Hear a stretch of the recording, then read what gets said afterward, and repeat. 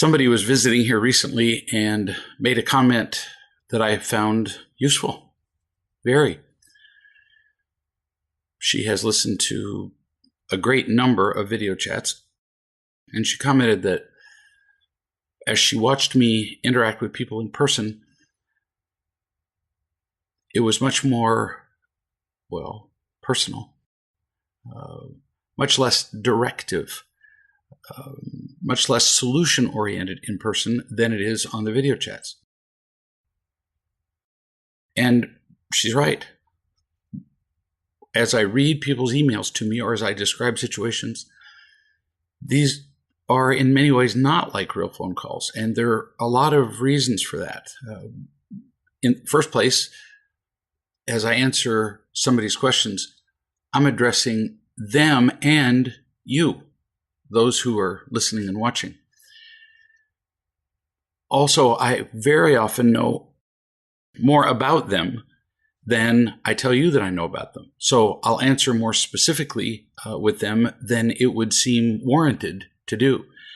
I also get, when I'm in person with somebody, immediate feedback from them with their tone, with their facial expressions, with their words. So by comparison with personal interaction, the video chats, as I'm responding to somebody, would seem more, on the whole, solution-oriented. Not always, but on the whole, yes. And I would suggest you remember that. I don't speak the same, not exactly, to people in person as I would here, where we're exchanging emails. And you've all experienced that. It's pretty tough to put into an email response, even a phone response, everything that you would in person. So don't necessarily mimic with other people what you see or hear me do here. It's just kind of a general guide, an illustration of principles, much more tenderness in person. Enough of that. A woman with a teenage daughter writes and says, I was late picking my daughter, Laura, up this afternoon, and my phone froze, so I couldn't answer any of her calls. So pretty much out of touch with her. By the time I got there, she had worked up a pretty good head of steam. And we've all experienced that, haven't we? Somebody agrees to pick us up at 3 o'clock, and by the time 3:10 arrives, we've concluded that we're going to be abandoned and spend the night in a homeless shelter. I remember this as a kid. Some of my worst memories as a child were innocent, but my mother would come to pick me up from school and she'd be 15 minutes late. And by that time, I will have wandered up and down the halls, by my own estimation, 13,000 times. So she continues. So she gets in the car with the, why can't you be on time? And I hate standing on the corner, that usual stuff. I had the good sense to say nothing. Beautiful. And to keep smiling. And I reached out and touched her knee. Oh, for all of us, this is just beautiful. So you arrived on the scene with your daughter. She was already afraid. When people are afraid, they don't care what your reasons are. They just want to hear that they were frightened. And very likely you contributed to their fear. That's what they want. And by you're not becoming afraid and defending yourself, and by smiling and touching her, you provided her what I've often referred to as an island of calm in the storm, or an island of calm in a fire. It's a lovely thing to do. You continue. When there was a short lull, I said, I'm sorry I was late. Now, for everybody who's listening, this is brilliant. After a lull, she said she was sorry she was late, as opposed to immediately leaping in. Oh, I'm so sorry I was late.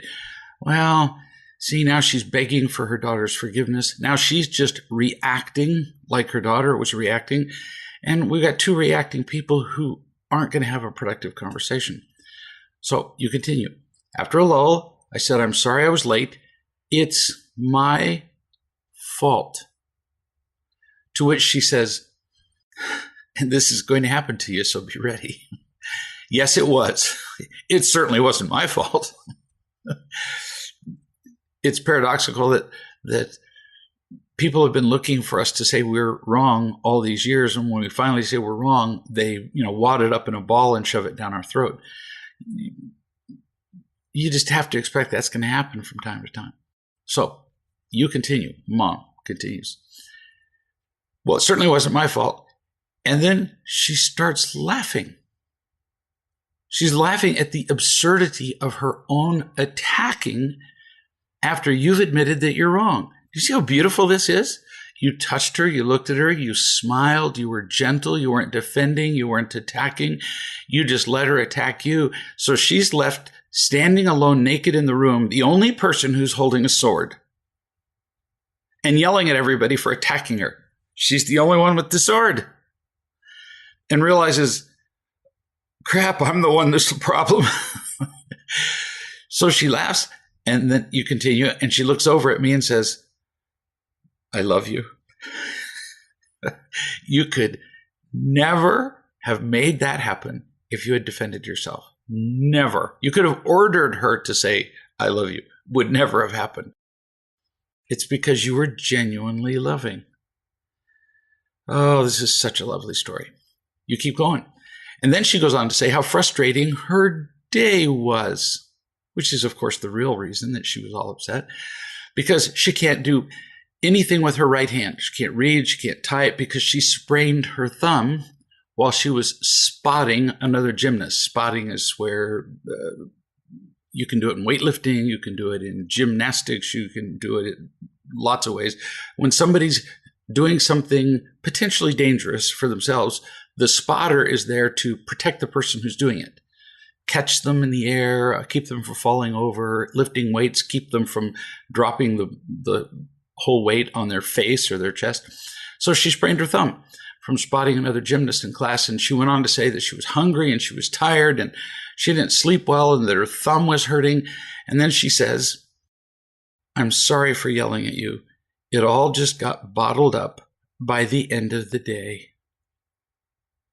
Then she said that she was in the media center at school for the last hour and just started crying for no apparent reason. It is amazing to me how stuff just gets over with now that I've learned how to love her. Nothing's a big deal. Things just get handled and we're back on the path to happiness again. Oh, lovely. What a beautiful pair you are. And we can all benefit from this. It doesn't matter if we have a teenage daughter. This girl is perfectly representative of your coworker, your boss, your partner, your whoever. We don't defend, we don't attack, we just be loving. And most of the time, the attack will either go away or the other person will even realize that it had nothing to do with you, which it really never does. It's always an accumulation of pain.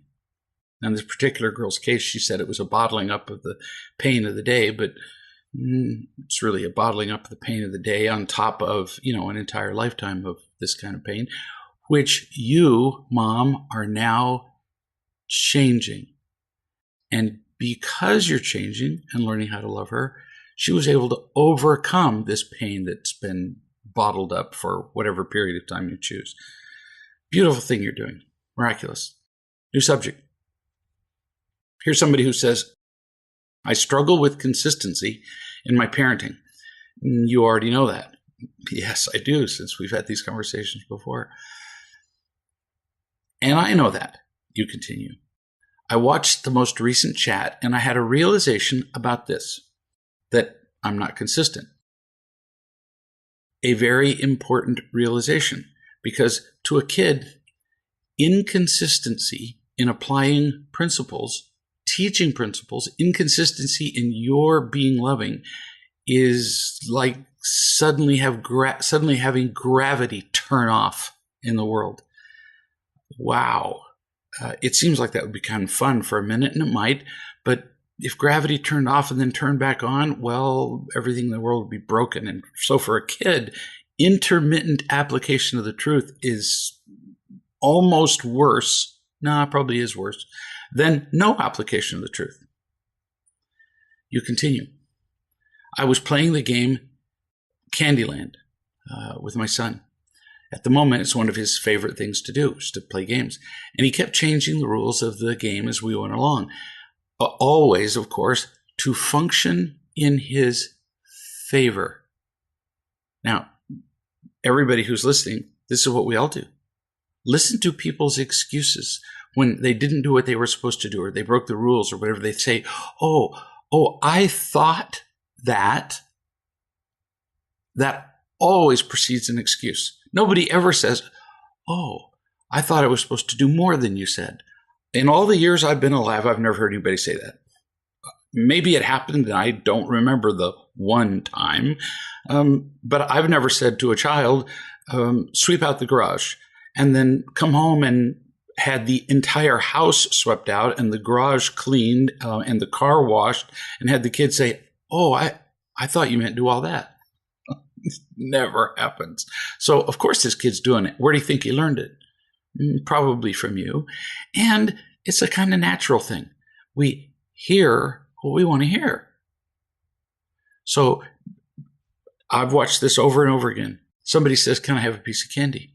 Sure, you can have some, says the person who's answering. The person who wants the piece of candy hears, sure, you can have some. The person who was responding meant you can have a piece of candy. But the person who's hearing it hears, oh, you can have some meaning till you're done, till you've eaten all the candy in town, because that's what we want to hear. So back to the child and changing the rules of the game in his favor. Mom continues, this is what I do every, she says in all caps, period, single, period, day, period, with the kids. I do it every day.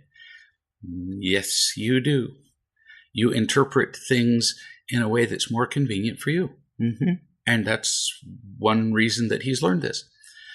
You continue. And the lack of rules made the game essentially irrelevant, because he would just change the rules so that he won. So why not just at the beginning of the game go, you win. Now let's play another game. You win. Let's play. It becomes kind of absurd. In fact, the whole idea of competition becomes kind of absurd. I used to play tennis with my kids a lot. And one of the first things we did was eliminate scorekeeping, because everybody has more fun. And once in a while, one particular son would say, well, let's just keep score this one time. So I would. And as soon as he started to lose, he'd start throwing rackets and screaming. And so at the beginning of the next game, I would just say, you win. And he would look at me and go, what do you mean? I say, well, you win the game before we start, so now you don't have to be upset. He got the joke. You win, you win, you win, you win. 2,000 to nothing. Now we can have fun. Mom continues. The game didn't make sense. It wasn't fun. The value of the game went down the drain when the rules went down the drain. It's not just about winning. It's about having a strategy, seeing the progress of the game. It makes no sense if the rules change from minute to minute. I mean, what if suddenly you're headed somewhere and you're using your GPS, and the GPS just sent you to Alabama and then Mississippi and then New Orleans, and then, well, your journey kind of wouldn't make any sense anymore. She continues, Mom does. And the same thing is happening with my parenting. It was really interesting. That's a very good observation. You change the rules all the time with your parenting, which makes the parenting meaningless, just like the game. It was really interesting, you say, to see this through the lens of a game that is fun, but not fun without the rules. You're getting pretty smart, honey. The whole purpose for law is not to constrict us, it's to inform and free us. Trains are not restricted by the tracks they run on. Without the tracks, they go nowhere. They just crash and make a great big noise, and people die, and nobody goes anyplace. Gravity is not here to restrict us. Gravity enables us to do, all kinds of cool things. Understanding the laws of physics isn't to restrict us, it's to free us as we use them to do the things that we want to do. That's the purpose of law. A world without law, chaos, becomes non-functional in a hurry. Mom says, I think I get overwhelmed with all the things I need to fix. Is it okay to pick just one thing for me to focus on and be consistent about? I feel like when I try to fix a few different things, I get overwhelmed. If you were to pick just one thing for me to focus on with the kids, what would it be? Obviously, it would be ideal if you could just be consistent with everything. It's actually overall easier. It's easier to be consistent about everything and say, we're now going to live according to the laws of happiness. That's why they exist. As opposed to, let's just pick the one. It would be like while you were driving, how about if let's just pick one law that we're going to keep. That's kind of what you're proposing. Let's stay in our lane, but let's disregard stop signs, stop lights, other drivers, how close we are behind people. See the point? So if you're consistent about one thing and not the others, turns out they all interrelate. See? But let's accept your premise that there's one thing you could be consistent about, just for fun. The first thing I would pick is there is no unkindness in your household ever. Now, notice I didn't just say no anger. I didn't say no hitting, no taking, no unkindness. Nothing less than loving. Now, I'm cheating because if there's no unkindness, it happens to include pretty much all the other rules. But it's kind of an overarching simple sentence that kids will understand. So when older brother is taking something away from sister and you come in and you say, does this fit with the one rule that we've decided that we're going to keep from now on? Unkindness. No. He's angry at her. No. He stomps off from the dining room table because you put a piece of broccoli in front of him. No. So if you have to pick one, given the caveat that picking one has an inherent danger, no unkindness. A second one, you didn't ask for a second, but going to give you one anyway just for fun. When you tell them to do something, they do it now, and they do it every time.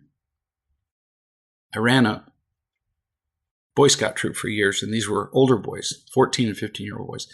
These were the boys that every Scoutmaster dreaded, and every Scoutmaster prayed didn't show up the next week, because when you're 11 and the Scoutmaster says, here's how you pack a pack or put up a tent or whatever, the 11-year-old says, oh, thank you, sir, for showing me how to do this. I'm so grateful. And they have this little gleaming look in their eye, and they're happy for anything you teach them to do. When you tell a 15-year-old kid how to pack a pack or how to walk a trail, yeah, it's kind of the old up yours look that you get.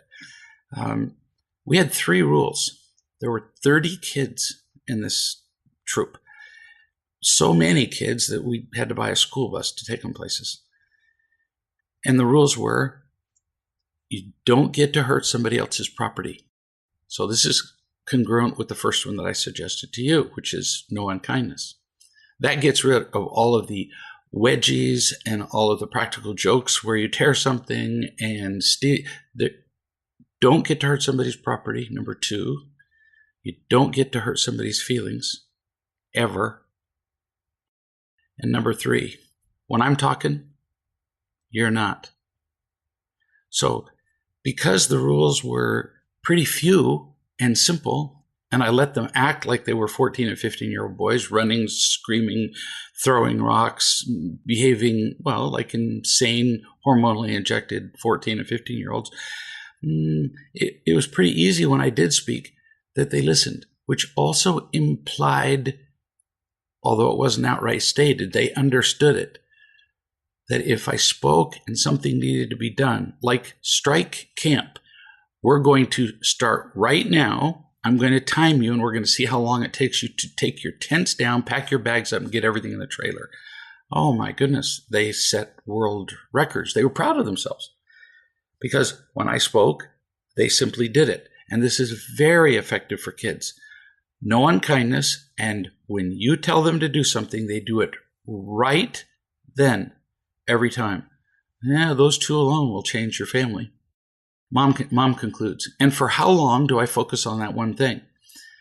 My thought was for however long it takes for the one thing to become a habit, but that would equal very slow progression, but at least it's some progression. You underestimate the effect of consistency, my dear. I've worked with some really, truly troubled kids, like, wow, miserable kids.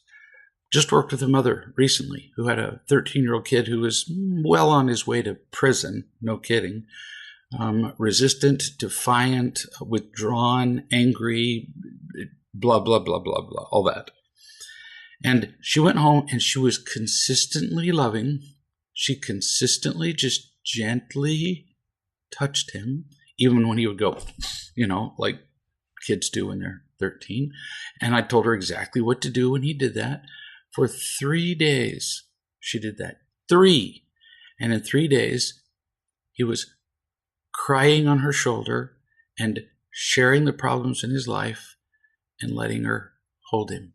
3 days. Because she did it consistently. That's the power of consistency. That's why I keep consistently telling you how important it is. New subject. Here's a man who says, I've got a subject or a question about my wife. It's become clear just how much she needs the kids as her safety blanket. She finds it difficult to let go of them. That's really common. I know many marriages where once a child is born, the first child is born, mom is gone. And the marriage pretty much is over. And dad's left going, what'd I do? Consistently interacting with an adult in a loving way involves interacting with a human being who makes choices, who has preferences, who's different from you, and so on.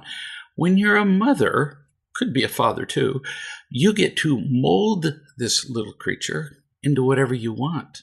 You get to teach this little baby from birth that you like it when they, whatever, smile, need you, speak in a baby voice. I knew a girl who was, when I was a teenager, she was 15, 16 years old, and she talked like a little baby all the time, at school, everywhere. Why? Because her mother liked it. No kidding. It was really kind of bizarre. Some people found it cute. I kept looking at her thinking that there was a joke being played on me. So many parents mold a child to become what they want. And as the child becomes what they want, then that establishes their role as a parent and establishes their sense of worth in the world. So pretty common that we use our children to feel worthwhile. Dad continues. She's begun to open up to seeing this. It's remarkable. And I've spoken to her about how it's not good for her or the kids, which she was open to hearing. Miraculous. It really hurts the kids. I see kids whose entire goal in life was to please a parent, and they become a non-person. Then they get married to somebody. They have absolutely no idea how to be their own person. So they end up going back and calling mom or whoever it was every 3 or 4 hours to ask mom how to behave with their new spouse. Yeah, that doesn't work so well with the new spouse. It hurts the kids because they also sense the responsibility that they have for the sense of worth of their parent. So here's a 4-year-old child who, although they could never say it with words, knows that he's responsible to help mommy be happy. Well, a 4-year-old can carry a burden like that. You're kidding. But it's obvious as can be, because when the child behaves well, mom is radiant and exuberant and just goes on about, oh, you're my sweet little baby. And then the child does something, whatever, disobedient or, heaven forbid, childlike. And the mom frowns and, oh, how could you do this to me? I'm so disappointed in you. And this little kid learns even earlier than 4, wow, I'm responsible to make this great big hulk of an adult happy. That's just crushing. Dad continues. So is this something that I need to raise this subject more with my wife? I'm not sure I can see the long-term effects too clearly. Well, we've talked about them and how important it is. Without knowing it, she's using them. Perfectly stated. And you need to tell her that. You are using the kids to feel better, to feel useful, to have a role in life, to be important, to feel worthwhile, to manipulate, to get a sense of power from, blah, blah, blah. You got to remember, you got to take this gently and possibly slowly, because she'll resist every one of those. No, I don't. No, I don't. No. I love them. Yeah, not really. And you can prove that to her easily by demonstrating occasions when the kids don't behave like she wants, and then she becomes irritated. That is utter proof that she's not loving them unconditionally. You continue. But if she's slowly opening up to this, is that enough? Or should I push her a little bit more? I need some help. I can't tell you how much to push it or how fast, because I'm not there. And I'm not intimately acquainted with her, the kids, so I don't know. But I can tell you that she'll do better if the more specific examples you can give her. So if you just say, you use the kids and manipulate them so you'll feel better about yourself as a person. Yeah, the odds that she's going to hear that and go, oh my gosh, I've been doing that. I'm going to stop doing that today. 0. Be specific.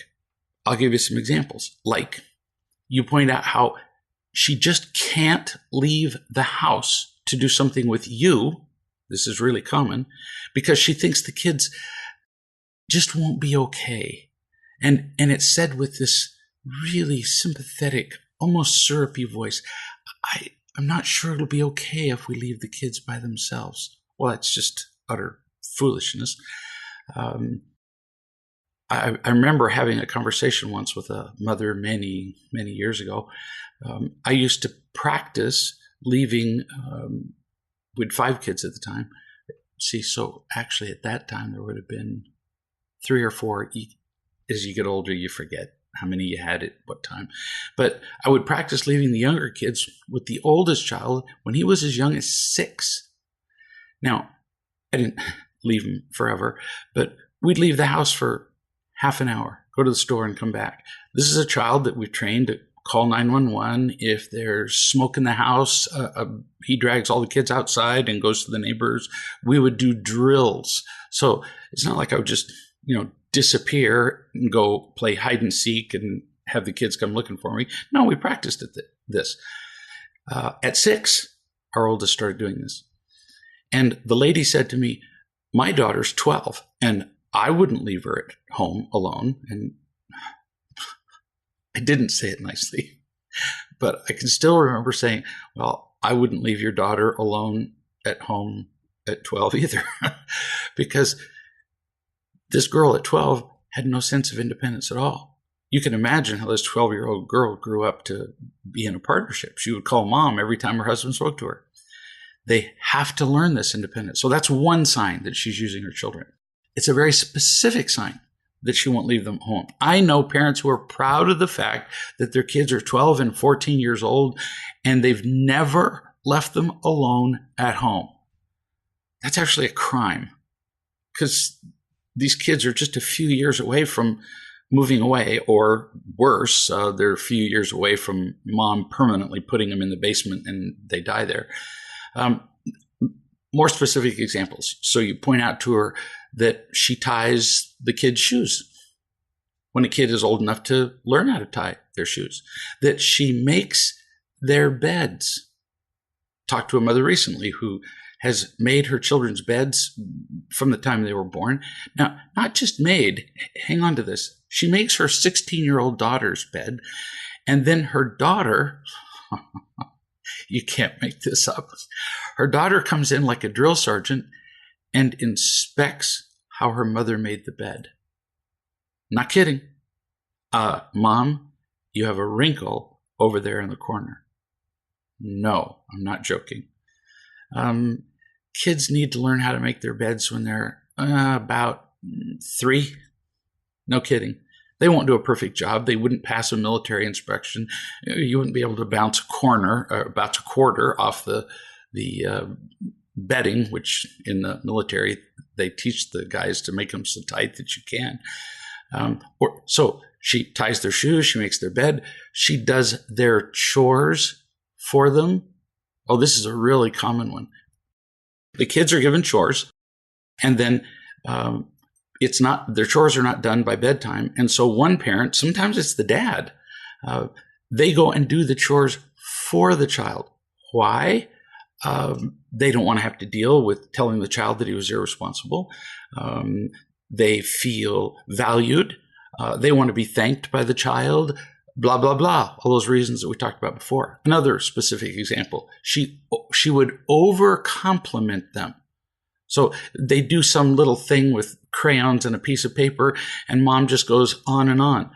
No, it's just a kid playing with crayon and paper is what it is. The kid's doing it for fun. The kid isn't in art class. That's an example of mom overdoing it with the kids. She prolongs their bedtime. One of the very first questions I ask parents who are having trouble with their kids within the first 2 or 3 minutes is, what time do your kids go to bed? Well, you know what well means? I'm a completely out of control parent. We named a bedtime once 20 years ago, but our kids go to bed pretty much whenever they bloody well feel like going to bed. And I whine and I complain about it, but they're the boss of me, and so they go to bed whenever they want. That's an example of her using the kids. How could bedtime be using the kids? Because by letting the children keep, I have to go to the bathroom one more time, even though they just went to the bathroom 3 minutes ago. There are no kidneys that work that well. I need another drink, right? Because the child will die of dehydration by morning. By allowing the child to keep making these excuses, they're currying the child's favor, and they don't even know they're doing it. No kidding. Or she pampers them. These are just a handful of examples. She pampers them when they're hurt. So a child is running across the floor, falls down. You hear that, loud smack of the hands on the floor. The louder the smack, the less likely they're hurt. Ask a physics teacher to explain that to you. Because the more evenly distributed your hands are on the floor, the louder the smack is. If you hit in one place, like on your elbow, the more likely it is that you will have broken a bone. If you fall on brushed concrete, for example, it doesn't make any smack at all. Let's call it severely exfoliates you. It tears your skin off.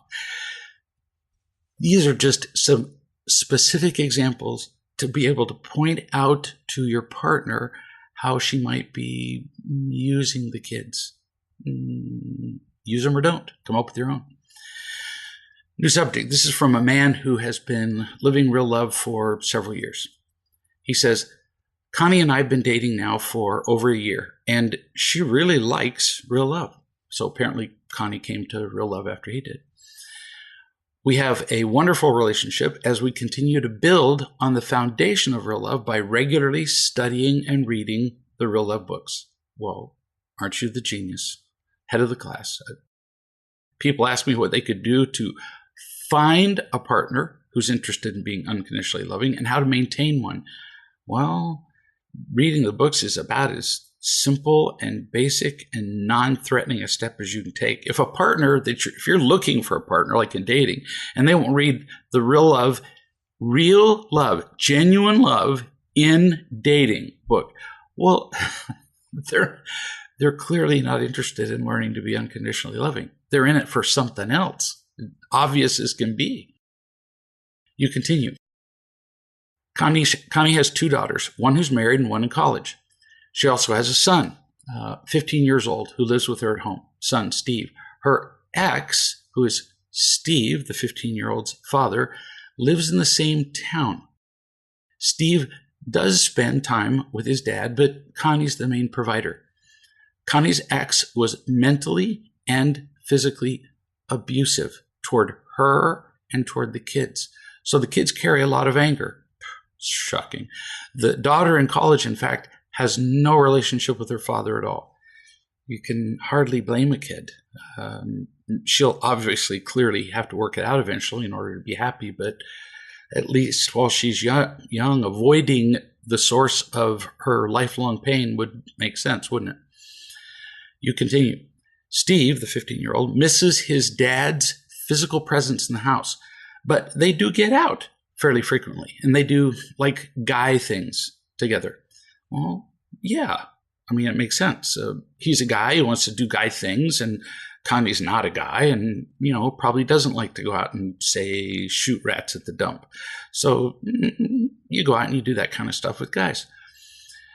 Most kids will still most especially boys, take a relationship with the jerk of a father over no relationship at all. It's been actually proven that a child would rather be yelled at than ignored. No kidding. Or as an old friend of mine would say, a kid would way rather have stale cookies than no cookies at all. You continue. Connie and I are planning on spending the rest of our lives together. She's told her children that, and the other night she said, I really want this house to be warm and loving, so when people come in, they immediately feel safe and unconditionally loved. Pretty cool, huh? This is from you. Yeah, pretty cool. For her goal to have it be so unconditionally loving that people can feel it when they walk in, yeah, I'd say you're doing pretty good so far. You continue. Connie's mother keeps expressing her reservations about our getting married. She said Connie should devote all her time to Steve, to the 15-year-old, and you shouldn't get married until he's out of the house. I've heard this one many times. Always put the children first. Steve has had so much upheaval, this is still the mother, in his life that one more would just be too much. So memorize this because it's not that long. Connie's mother is what we call technically wrong. Wrong. And here's the rest. It's none of her business. None. Upheaval? Well, yeah, his life is already upset because of his selfish, abusive father and possibly the unloving behavior of Connie before she found real love. I mean, they were both there, but what he needs now is not simply the absence of change. We seem to think that stability is somehow a good thing. I mean, the people in concentration camps had a stable environment. Does that make it good? He needs love. And if you can bring additional love into the home, well, then that would be, let me think, good. Connie's mother, you continue, was also the one who thought it was inappropriate to leave Steve when Connie and I took a vacation together, even though he had local support backups with his family and others. Yeah, so this is pretty clear. So Connie's mom is being intrusive and foolish and wrong. A 15-year-old too young to leave in the house. In 2 years, he's going to be in college. So is mom going to send what? A nanny with him? I want to be there when he moves in and the roommate says, who's this woman with you? My nanny. Yeah, that's not going to work. No, in fact, at 15, he needs the practice of being left. Like I've said, we used to practice leaving our kids alone at home. At 6, we'd leave them there for half an hour, go to the store. As they got older, we'd leave them for a day. Then we'd leave them for 2 days and then a week, and they became remarkably independent. They need that experience. It makes them feel better about themselves. If her mother keeps doing this, she may need to actually talk to her mother less, as in a lot less, because this constant harping, you should be doing this, you should be doing that, she's going to find it irresistible. The fact that she's listening to it already is not a good sign. And I've seen many marriages either break up or not happen at all because of an intrusive mother of either partner. You both would benefit from ignoring Kami's mother's opinion completely. Ignore. We tend to get all upset over the opinions of people who have no business giving their opinions. Silly to listen. You continue. Recently, Connie's younger sister has been expressing the same views about our pending marriage as Connie's mother has expressed. Wow, that's a big surprise. I can't imagine Connie's mother speaking to her other daughter and trying to persuade you. Again, not her business. Ignore. Actually say these words. I love you, love talking to you, but we really don't want to hear any opinions ever again about our marriage. We've already decided to get married, so any opinion that you have other than that would be negative and unhelpful. And if you continue, then we'll just have to stop talking to you until we get married, because we really don't want to hear it. You can say your opinion all you want to. There are any number of trees in my backyard that would just love to hear your opinion, but I don't want to hear it. Will that person get offended? Probably. So on the one hand, we have the possible risk of somebody being offended, and on the other hand, we have you two developing a true partnership and being happy and loving toward each other. This is a difficult call. You say, question, are we being selfish about wanting to join our lives, get married, while Steve is at home? No. Notice there was no equivocation there. No. The effect on Steve is a complete unknown. You don't know what it's going to be like when you move into the house. So why stop a potentially wonderful event where the two of you enjoy a partnership for the possible effect that for a little while Steve might have the adjustment of having you there? And what matters most to kids is love. By far, for years we were taught that divorce was bad for kids. Wrong. We're learning now that what hurts kids is the lack of love that led up to the divorce. Kids want love. So the real question is, can you and real love bring more real love into the home with Steve? Well, that seems pretty likely. So it sounds like the possibility of good being done here by you marrying his mother is much greater than any possibility of harm. You ask, is another upheaval in his life something that he shouldn't be exposed to? Again, no. It's not about change. It's about what kind of change. You ask, should Connie be 100% devoted to her son and not have a life of her own with me until Steve's out of the house? Simple, no. And you conclude, I know it's not my role to replace Steve's dad. Right. That's not your intent, and that's not what you're going to do. You're just going to come into the family and love him.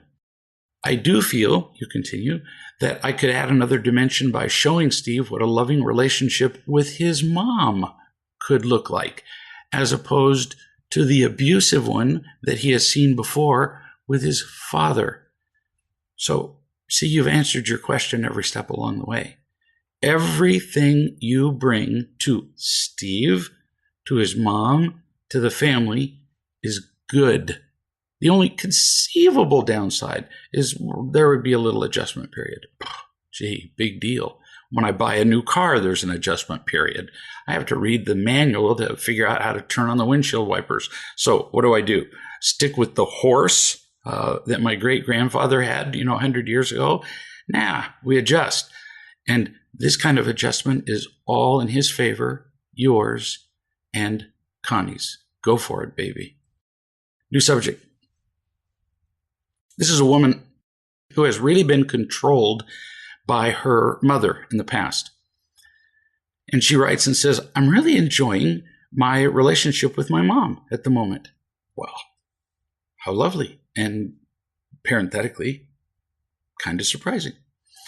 You continue, just choosing ahead of time not to be offended by anything she says is great practice for overcoming my victimhood.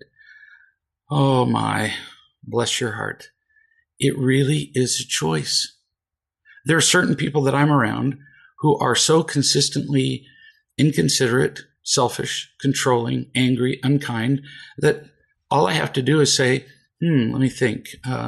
Fred is going to be selfish, inconsiderate, and unkind. This is not going to be a surprise. That's what he does when he's afraid, which is all the time. So why would I take it personally? It's all about his fears. I make a choice not to be offended. I'm just letting him be him. You're doing that with your mom. Oh, bless you.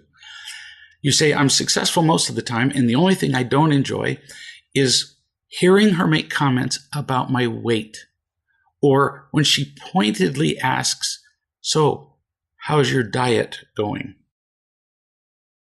I freeze up. I don't know how to respond. So I tend to change the subject or give a non-committal answer.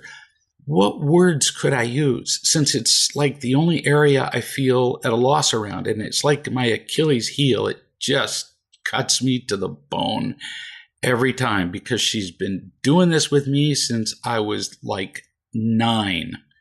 And it just triggers me. I think she genuinely believes that she's just making pleasant conversation. I believe that she does too. Can you imagine? You're looking fatter than usual. How's your diet going? And in her mind, somehow she's helping you, because you would never have noticed if you'd gained weight. But can you imagine walking up to somebody and saying, wow, you're just as ugly as the last time I remembered. Have you considered having plastic surgery? Well, who would say that? And yet, aren't they the same thing? They are. They're just making a comment about somebody's appearance is pretty much none of your business ever. It doesn't matter how innocent she believes that she is. It bothers you. And if you keep putting up with it, the comments will pile up, and eventually you'll hate it. You'll resent her. And it's happened many times before. Each time you let her make one of those comments, you don't realize it, but it's just like you pull out a 3x5 card and write on it, Mom, you have permission to make negative, snotty comments about my weight, my appearance, anytime you want to. Here, please keep this in your purse so you don't forget. Really? So it's kind of dumb on your part, too.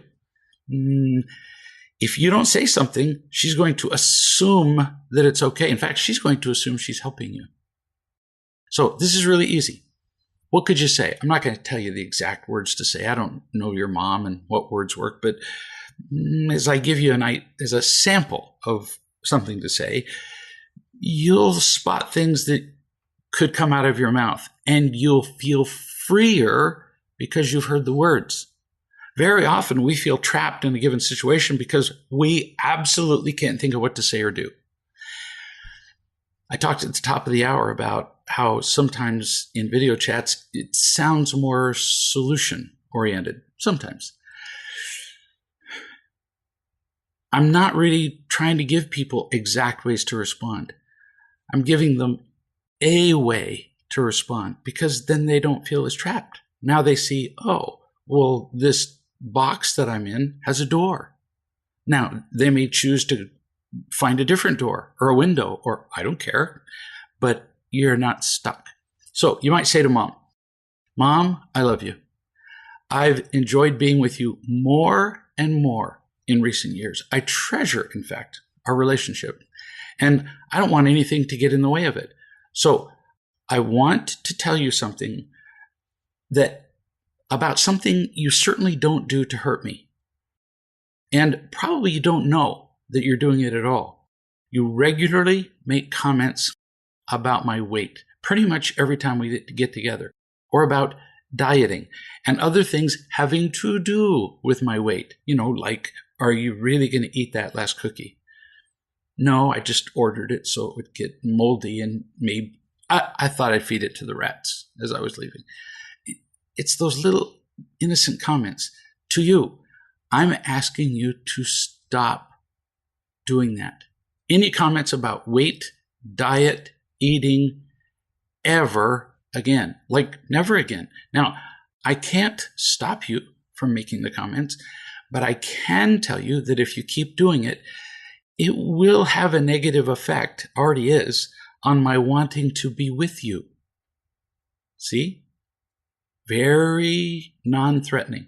You're not arguing with her. You're not fighting her. You're not telling her what to do. You're not controlling her. You're just saying, it's having a negative effect, and I don't think that's what you want. Now, just warning you ahead of time, she will argue that she does it less than you say.